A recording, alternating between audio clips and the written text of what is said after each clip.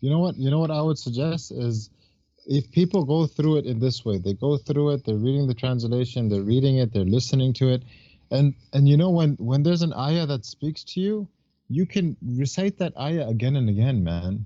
Keep on reciting it. Like some of our aslaf, they would spend the whole night reciting one ayah, right? They'd get stuck on one ayah, and they'd spend the whole night reciting that one ayah. Why? Because that is affecting them, right? Yeah. At the end of the day, when a person gets sick, right?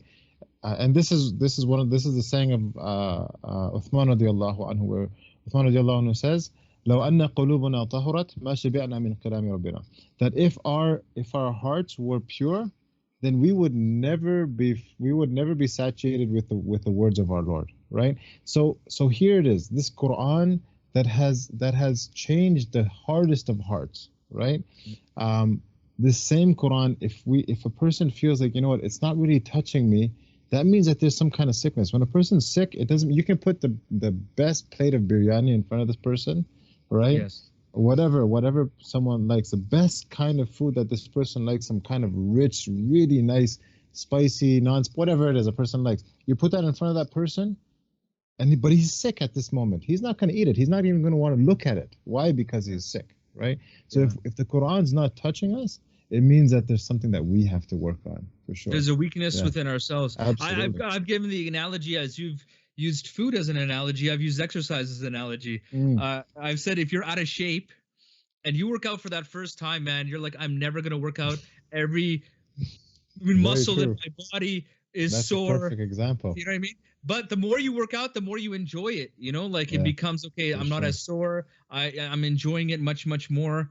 And you're into it, especially when you become good at it, right? When you get good at certain workouts and whatnot.